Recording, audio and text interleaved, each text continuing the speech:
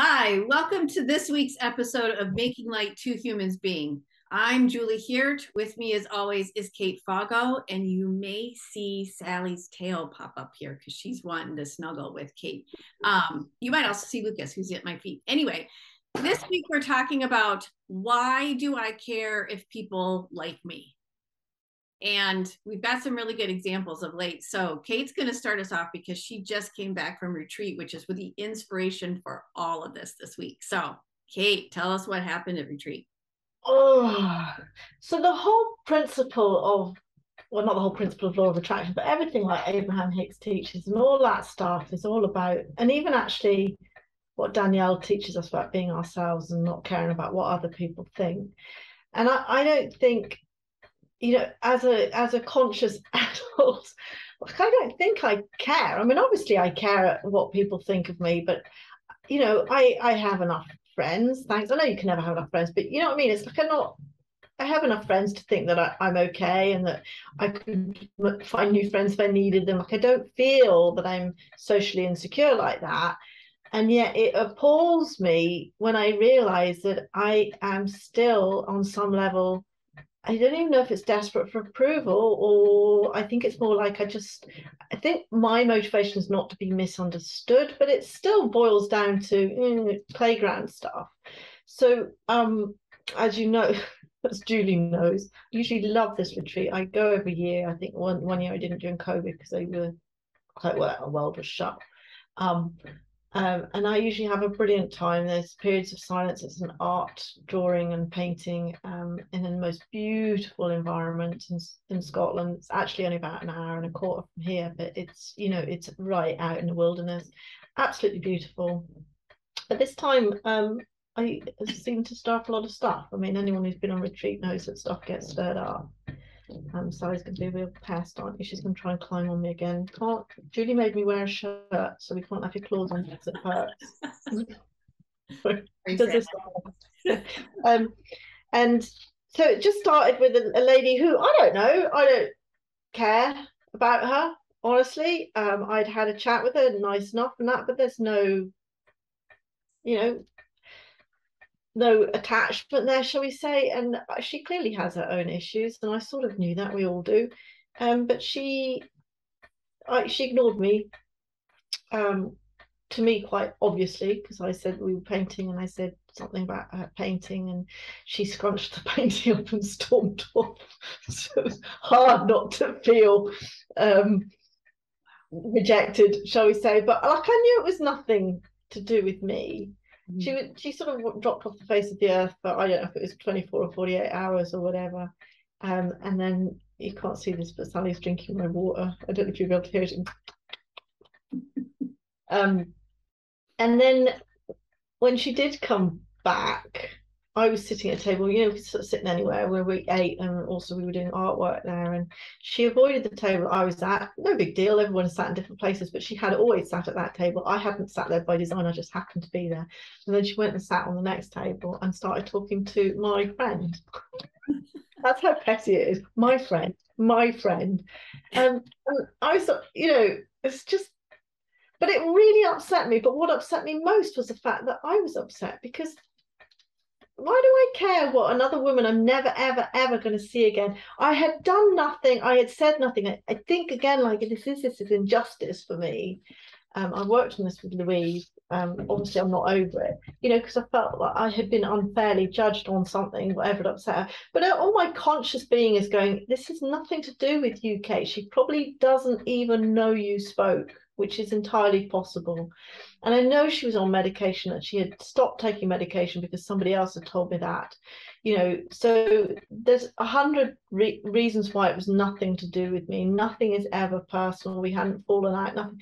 But I was so upset with myself for getting in a state over it. And the thing is, when you're in that state, especially, I think, when you're really vulnerable on a retreat, because there are no distractions. There's no, I was going to say there's no electricity, there's electricity, but there's no TV, no radio, no. I did have books, but there's nothing to distract you. So, and I remember I've actually found something that I had actually written about, because I then sort of spiraled into some issue I'd had with Gary, and that blew up in my head because there's not there to talk to about it. And then it's like, oh my God. And then it comes to what happens when I die and who's going to look after the chickens? You end up in this hole of despair because and it's all nonsense. And I know it's nonsense, but I had forgotten this. I don't need to be afraid of dying alone. Someone will take care of my animals, right? This is the ramblings of a 55-year-old, 54, 53, whatever. I'm gonna say you aged. 53, I think I'm 53. And it's just nonsense. But why do we care what people think of us, especially people that don't matter? So I think, because my biggest problem also is with like workmen or tradesmen or anything like that and there's a part of me, and I think from our training we know this is not safe, supported and protected. There's a bit of me that thinks if they think I'm an arse, they won't do a good job. And I think actually it's nonsense, because there's plenty of assholes in the world, and actually they probably work harder for them. Whereas people like me who fall over backwards, like Gary used to be what we call a workie here, because he used to be a tradesman when he was a painter and decorator. And he always says you have to get chocolate hobnobs. They're biscuits, but they're chocolate covered. So I always make sure I give them tea and hobnobs and whatever. And yet I've been screwed over by enough workmen in my life to know that it's nothing to do with how nice I am. And in fact, if I was a bit more of an asshole, I'd probably be treated better. So thoughts, Julie? As far as not being worried about not being liked, like I can totally relate to that. It's been interesting the last several years, I'd say, but even just recently, some people that I know took Brad out to dinner while I was gone. So I was at Omega this past weekend with our teacher TAing her workshop, and that in and of itself is just an empowering experience. But I'm also reading this book by Kemi Nekvapil called Power, which at some point I know we're going to talk about. But there's just been this feeling of it's not always my fault too. So to me, those kind of go hand in hand. Like, why doesn't somebody like me? And it's also my fault, because when Kate and I actually it's never your fault, apparently it's never well. Anyway, I did another video on my own channel about it not being my fault, because I always had this feeling that if someone called me into their office when I was working in my advertising career, I would always go in and say, "Oh my gosh, what did I do wrong?" Yeah, me too. Yeah, and this is crazy. That horrible feeling in your stomach when you think, "Oh, fuck, what have I done? What I've missed something? Something's happened." And yeah, there are people who don't do that. I know. They exist. Yeah. I used to learn from Craig. I'll name him because this is a compliment. Craig, we used to call him Iceman, and he was just the bee's knees in terms of technical. But he'd just be like, "Mr. Trick, didn't we? We, it was always we." Like he always say, "We missed a trick, didn't we?" Like I'd be like, "Oh, the whole world's gonna end and everybody hates me," and he'd be like, "You didn't give us enough time to do it. We missed a trick, just reasonable, rational." And the manager would end up going, "Yeah, you're right." Whereas with me, anyway, sorry, I interrupted. You were talking about a dinner conversation with Brad. Yeah. So I find out about this particular dinner when I'm waiting for my first flight to get back home from Omega. And what happened was this couple took my husband out to dinner and began to lecture him or question him heavily on me, and on two fronts about me. One was about what I do for a living now, which is animal communication, intuitive coaching, what we, psychic stuff, woo woo, if you will. And the other thing was about the fact that Lucas, we don't leave him alone.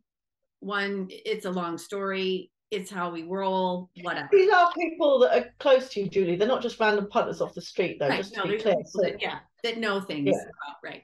And people to some degree, I would say, opinion could matter. And I'll say could now, because in this 3 years of evolution, like it probably mattered more back then. Now I'm learning, yeah, whatever, sure.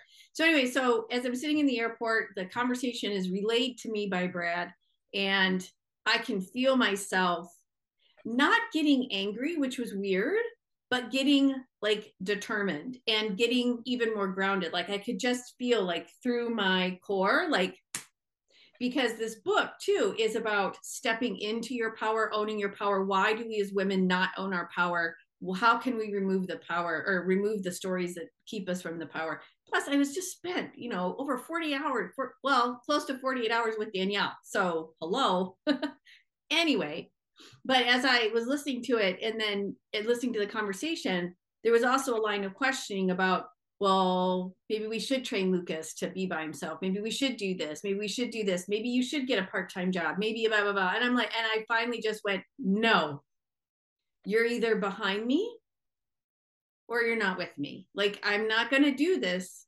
Like, I have to step into this in order for it to gain momentum, law of attraction, all the things, right? But I also I really love it. So stop. And I'm fine with how the things are with Lucas. I don't care if on a whim I can't go get my toes done. I actually don't even go get my toes done. So it's like that, whatever. But it's interesting once, and I'm not saying like it still didn't hurt. Of course, it still hurt my feelings. Like, really, but it's interesting too. Like, you spent that much time at your dinner talking about me. Wow, I'm cool. Yeah. You had nothing else to talk about. I'm the thing. So cool, I guess. I don't know. But there's still a level too where it kind of bums me out. Like, but But that's just it. But then, yeah, it like so. I don't have that exact. I mean, Gary makes fun of me, but I actually think Gary thinks he's supportive. It's just his way. If you know what I mean. mm-hmm. I don't think I have anyone who is actively critical. I mean, that was my mum for a very, very long time. Fortunately, she still thinks I work for Trump. Not fortunate, actually. She doesn't know who Trump is anymore, so it doesn't matter. She still thinks I'm in my previous job and she doesn't ask anymore. And I never ever told her. And my sister tried to tell her once, and this is a few years ago, and it didn't end well. So we just decided to never bring it up again. But it is hurtful that other people know what's good for you. I think I think the closest equivalent I get with Gary, although we're straying off the point, is when I want to do a course or something, and he'll go, but these people are just trying to rob you, like I'm just some sort of mindless idiot. It's like, do you see what you're saying? Mm-hmm. That you're actually implying that I don't have enough mental faculty to know whether somebody's trying to rob me or not. Mm-hmm. That's it's patronizing, and it likewise it is for you. Other people feel that they can side with your husband and try and inveigle their way into, if that's a word, of how you look after your dog and what your living is. Like, how rude. I know it's, and do you care? Like, can you look at either of those people and go, I think your job is impeccable. I think you're doing the best thing you should ever do in your life, and don't change a thing. Would you aspire for their job? No, I don't. So why do you care what they think of your job? That's the thing. Exactly. Yeah, that's another, and that, and I also, the phrase of "don't throw stones if you live in a glass house," like that. Mm-hmm. That to me just popped in my head too. Yeah, it's so fascinating to me, this idea, and it's things that we've been grappling with over these last couple of years, but that the things that we blow out of proportion and they mean absolutely nothing. None of this means anything at the end of the day. We're here to do a role. We're the divine having a human experience. We're here to do a role. We're here to shine our light, however we do it. So the more we can be aware of how different people are shining their light, the more glorious the light becomes to me. But when we sit and look and go, you're not doing it, I mean, when I absorb that, of course, it shuts me down. Like, I mean, that's what's happened my whole life. That's how I got, it's how I got to this state. Like, I was talking with Danielle about marketing when we were together. And she said, I thought you knew this stuff. And I do, because of my background, but it's also the cobbler's children has no shoes. I know about marketing strategies, branding strategies, advertising strategies. I know what they should be made up of. I know how to deploy them and make them work. I also had teams that specialized in certain things. And I can tell you all day long what you should be doing on your business, but when it comes to mine, oh, then I'm not. Then the not worthy thing racks up too. And but I'm at a point where I can be completely honest with her. Plus, she's psychic, so it's not like I'm being anything with her either. But anyways, but it's like, yeah, and but just the awareness of that helps move things forward. But it's still this, when that conversation was happening in the airport, I'm just like, really? You're still here at that point? Like, and why did he tell you? I think he wanted to know that he defended me, and that it came up again, because this isn't the first conversation, particularly around Lucas, that these people have had with us. So I think he wanted me to know that he defended me. At the same time, I also get a little ping that there's like there was an agreement. Was some agreement. Well, I would have to say that no, that's me standing in judgment. I think what he should have said was, I don't want to talk about it. Like, it's none of your business. Yeah. Just a thought. I just took the more, okay, I like a good I like a dare. So you want to play this game with me? Like, you want me to show you that I can do this? Watch, because I will. Like, I like that energy has always kind of motivated me. Like, I'll prove you all wrong. Just you wait. Just you wait. So yeah. So the one of the 4 agreements, Miguel Rodriguez or whatever his name is, one of them is, don't take anything personally. Like, and the other thing, of course, is that phrase that what other people think of you is none of your business. And that to me is coming home truer and truer and truer, that what you don't know can't hurt you, so don't go looking for it. Right. It's like, doesn't matter what anyone else thinks. And the other thing that you and I, like, all wanting to be liked and that,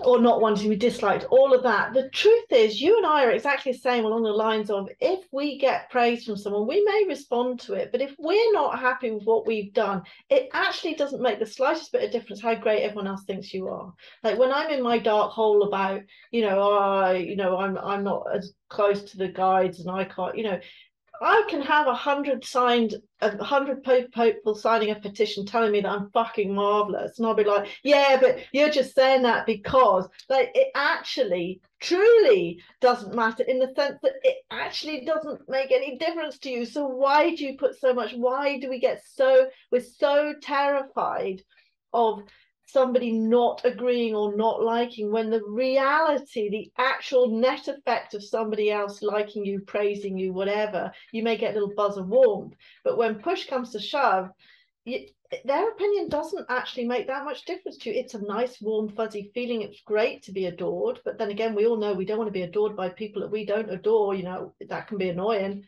There are so many conditions attached to how we accept what comes our way, as it were, that actually and yeah, I just, that it's because I had another incident where somebody close to me who now works with people on a one-to-one basis. So this is like really difficult. This is not standing behind the corporate, like, I'm your manager. And actually, I was always a manager that believed that people would try to do the right thing. And I do believe that not everybody, but the vast majority of people, especially in a profession where there's a lot of work gone into. I'm not disregarding casual work, but I mean, there is a different mentality to people who go because they're getting paid shit money. And I'm talking about in a professional job where you are reasonably respected, you're getting a good wage, you chose that profession and you're there for a reason. Vast majority of people really want to do a good job, and I hate this idea that you have to stand over people and that people take the piss if you let them and all of that. And that's very much the mentality of a lot of managers, I find, and I was not like that. So I find that very difficult on a one-to-one basis with someone saying, like, if the gardener leaves, I have a gardener because I have a guest house, and I have a gardener because it's a big garden and I cannot mow it because it's up a hill. So it's not like I live in a country house and we have gardeners and housekeepers. He comes and does the lawn, but like, I don't like not telling people off. I don't even like pointing out when they haven't done something. I have a real issue with that. Why? It doesn't fucking matter if he doesn't like me. Yeah. Why do I have such an issue with that? I don't I don't know. I have to ask the Why question. do I need him to like me? Well, it really fuels. Hmm. I hear like it just makes it. They're showing me like I'll say like your inner child because I'm learning all about the inner child right now, but they're showing me like your inner child and like somebody like a kind word or like somebody liking you put salve on any of the issues that you had with your inner child. Yeah. And Start. I think it's a safety thing. Yeah. Like I think that if somebody likes me, I'll be safe, which we all know is not true. Well, and there is a safety. Absolutely. I see safety as, yep, safe, secure, protected is the first one. But underneath that, I see like not lovable is what they're showing me. There's an element of not lovable in there too. Yes, agreed. But my question is why? Why does it matter? Why do I need to be loved by people who I think, and this is where it comes back to the not safe, supported, and protected. I still have some belief that if people don't love me, love me is a bit strong for the gardener, but you know what I mean. If people don't like me or respect me, that they're not going to do a good job for me. I Oh, can feel at their mercy somehow. yeah. Which is stupid because there are people who are complete assholes and they get people to still work for them and do things and still cut their lawn and Yeah. As you say that, they're showing me like there's just this whole element of like a safety net underneath you. So if they don't if they don't like you, they won't help you. And it's help that the guides are like they won't help you, which means you're out there on your own. Like they're showing me you in like a yeah. torrential rainstorm, and you have absolutely no protection. If they don't like you, they won't help you. They'll But just they may like me and still not help me. I mean, this is what I've learned more and more and more is actually you can build those relationships with people. It doesn't mean jack shit. And I'm not saying it's not nice to be nice. It is nice to be nice, and nobody's suggesting it isn't. It's when it becomes a conflict, like in my case with the gardener, and again, like with my cleaner in the guest house, where I am unable to state my needs because I find myself Oh yeah. just being I don't want to be that person that goes, yeah, well, you need to do that, and then you need and nitpick. But I want to nitpick because this is my business and I want it to be perfect, and it's all my not good enough coming up because I feel if I criticize somebody's work, I'm attacking them because that's how it feels to me. And again, they probably don't have the same issues I do. I don't want to be one of those people that is never satisfied, but at the same time, I want it done to a certain standard, and I have real issues with that. And at that point, I should be able to go, I don't need you to like me. I'm not saying I say this out loud. I want to be good. I don't want to be a good person. Scrap that. I don't want to be a good person. I want to be fair. I want to be respectful. But I also should be able to say what I need without jeopardizing that. And that's the insecurity that I'm Yeah. struggling with. Not very often, Yeah. but when things go wrong, I'm not sure, on a one-to-one basis. As I say, I used to, and this is since I did the spiritual work actually, because it's very easy. You get me on the phone, I can be a right fucking cow, when there's nobody right there in front of me. And Mm. I don't want to be that person either, because I used to be a very angry, demanding person. I don't think out of context, but if I felt that somebody was doing me over, I wasn't shy in coming forward. I've always thought of myself as being very explicit about what I needed and wanted and not being taken for a ride and all that. And yet I find actually on a one-to-one basis, I'm not. And that's not a bad thing. I don't want to be an arsehole either. Yeah. It's so hard. And like this woman, why do I give a flying fuck about somebody on a retreat I'm never ever going to see again? Yeah. And Yeah. I got really upset. Maybe she was just the trigger for a whole lot of other stuff that had to come out. I don't know. Probably. They show up when we need them, right? Yeah, thank you. Yeah. There was something that you were talking about too about why can't I just say what I need? And it reminded me. So Kemi Yeah. Neckerville wrote another book called The Gift of Asking. And we, the premise, and I can see it in my own life, is that Western women in particular, possibly women everywhere, but I'm really familiar with Western culture, we're just trained not to ask for what we need or what we want because we're supposed to go along with the flow. And was watching A League of Their Own on Amazon Prime, which is based off the movie, but it's about the women's baseball league in World War II. And these women were shown like playing baseball, like they had to play baseball in skirts, wool skirts.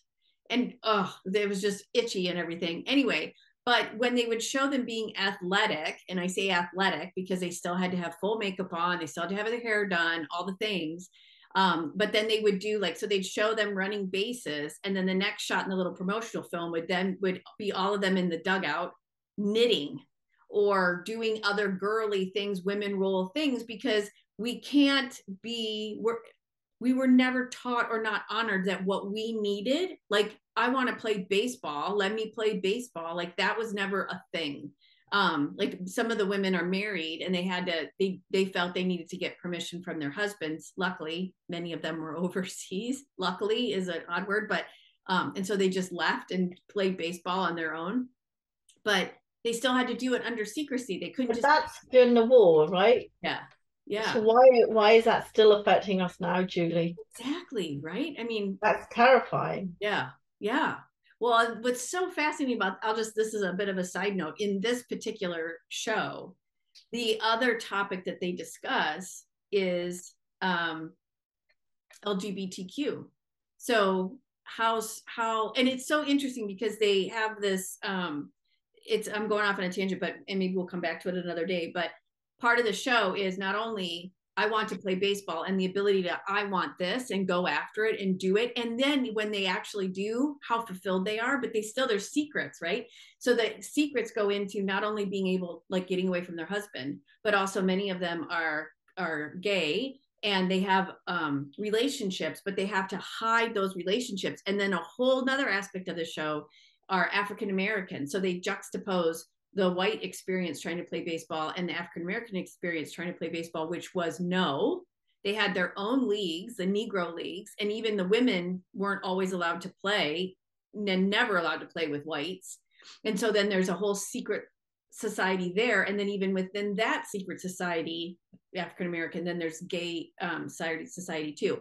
The amount of secrets, absolutely crazy. I love this show. It's so well done. And so it really makes you think, because who would have ever thought, you just don't even think about gay issues in that time. And you don't think about African American issues at that time and how the army was even segregated into Jim Crow laws. I mean, it's fascinating, and I'm off on a tangent. But my point being, when we worry about what people think of us, actually just kind of, it dims our light. Why can't we? The divine wants us to step forward and co-create with them for the greater and highest good of consciousness. When we ask to do that, when we step in to do that, that's why it felt so good when I was talking with Brad, when I was sitting in Albany, to say, I'm doing this. You're either with me or you're not. I mean, I've never felt that great, that powerful in that role. But I still have the, but you're gonna be shy. Oh my God, you're not doing what they need you to do. Oh my God, you got all this stuff with your parents going on and all this other stuff. And it's just like, yeah. Yeah, I think women, this was actually in, what's her name? She gets a lot of grief. Gwyneth Paltrow, did you ever watch Goop? Love Goop. Program? Mm-hmm. Did you see the program? Yeah, Goop Lab. Right. And there was they were talking about giving a hand massage. I mean, I think it was going on to sexuality and how women please themselves and stuff like that, but it was just starting with actually a hand massage and doing it for each other. A class that they were doing, because even in that, like a woman giving another woman a hand massage, we are not I'm getting goosebumps. We are not used to saying, I like that, I don't like that, I'd like it if you touch me there. Even saying it, I feel like I've got to go and wash my mouth out because it's dirty. And I don't know if it's the sexual connotation or whether it's the asking for what you want. Like, we're just not built for that. Yeah. And there's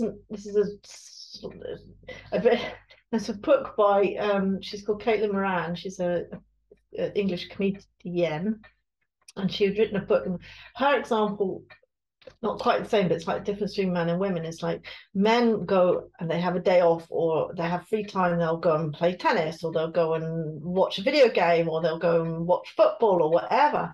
Women have time off and we're like fucking off, like cleaning the airing cupboards or learning French or doing some sort of self-improvement. It's like we're not allowed to have time where we just do nothing. It's just not, and that's us.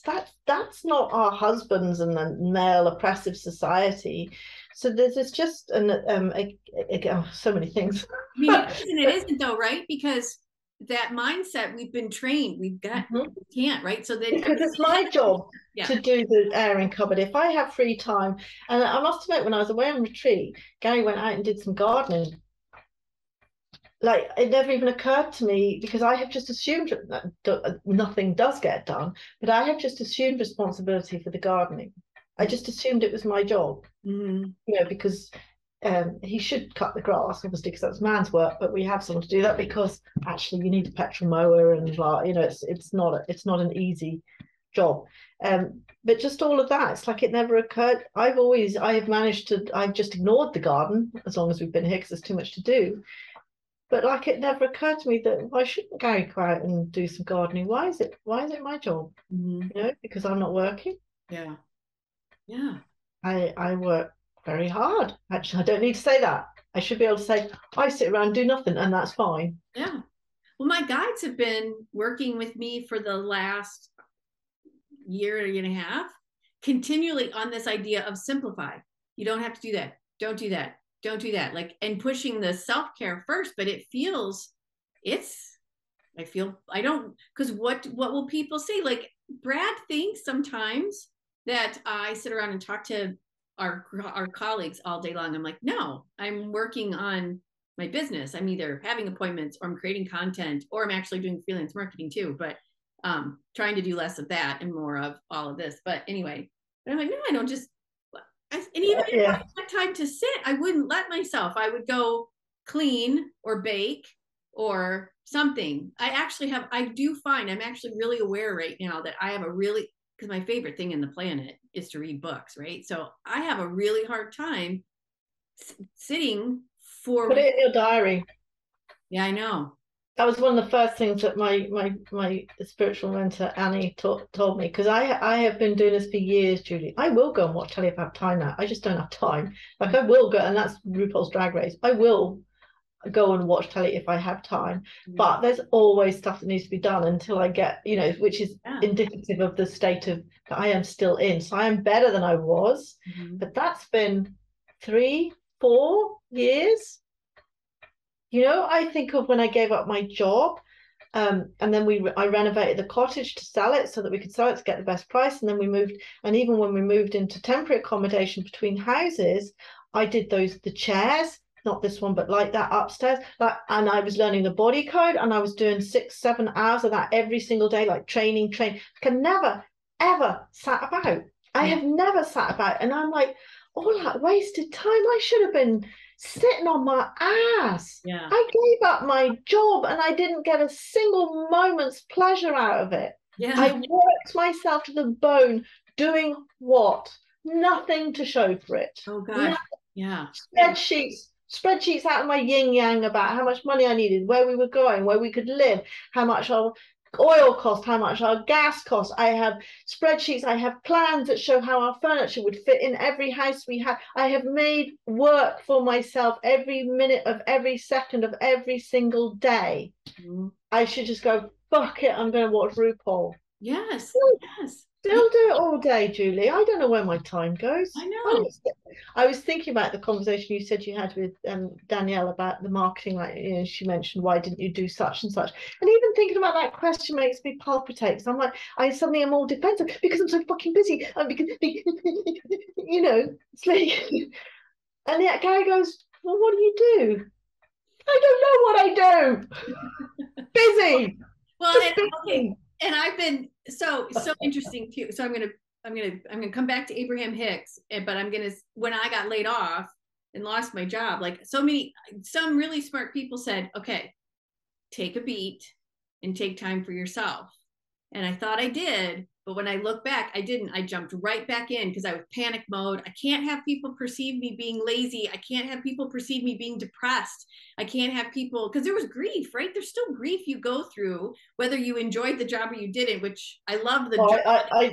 I had no grief. Oh, I love the job and my clients and my team. I didn't particularly care for the woman I worked for in some of the organization aspects, but and that, so there's still grief, and there's also still like self-doubt. All that shit just came up, and I just jumped right back into gotta find freelance work, gotta, all these things anyway. So there was that. But Abraham Hicks was talking the other day.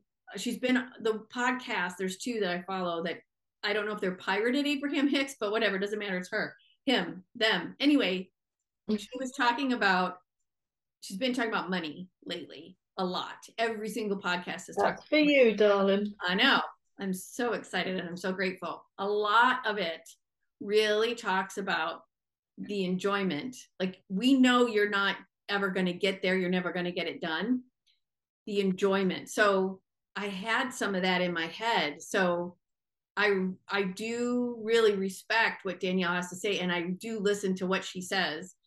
And in that moment, I was like, yes, I know. I am now aware, and I gave myself a pat on the back. I am aware that the cobbler's children have no shoes. The marketer has no marketing. I get it. I do have, doesn't matter. Anyway, I see I start to get defensive. I also know it's a journey. I'm not going to get to where she is today, but I will get there.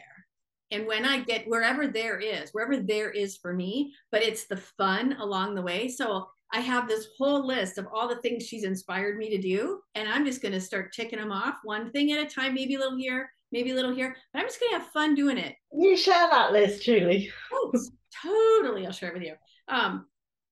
It's simple stuff.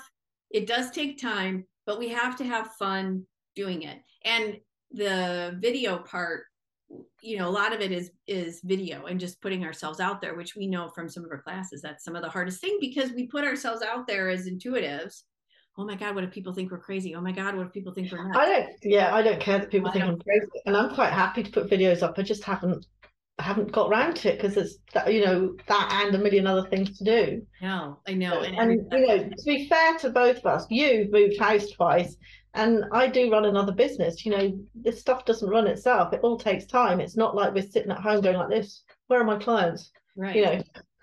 Anyway, we should wrap it up now, but we digress from why do I care that people like me, but I think actually it rounded out to quite a nice conversation there. You can see the thread, how it can impact so many different areas of your life if you think, and still impacting us. So we curious what our followers, friends, and everyone else has to say. I'd love to have this conversation with more people. So I'm getting a death stare because it's 1:45 Sally's dinner. Okay. Well, why doesn't Sally help you lead this out, and we will see. Yeah. You want to take a break? You have to turn around. She's going to climb up and scratch me, and she wants to cuddle into me. Thank you very much for watching, everybody. I hope you enjoyed it. If you would like to follow us, we are on Facebook, we are on Instagram. You can follow us on those pages. There's links to the episodes there, but also you can subscribe right here on YouTube. We would love you to do that. We have a goal to get 100. Get 1,000 by the end of the year. 10,000 by the end of the year. 1,000. Well, I don't, or better. 10,000. Let's make it. Well, yeah, just anyway. Send. We're not putting a cap on it. Just whatever you can do, send this to everybody you know. But if you know people who would benefit from these conversations, and if you have any ideas about things that we could talk about, please do put it in the comments below, or you can message us privately. We do get a lot of comments that come privately because I realize some of the stuff we talked about quite personal. So if you don't want to share publicly, please do let us know anything you want us to talk about. We do read everything and we do respond to it. So thanks everybody, and see you next time. Thank you.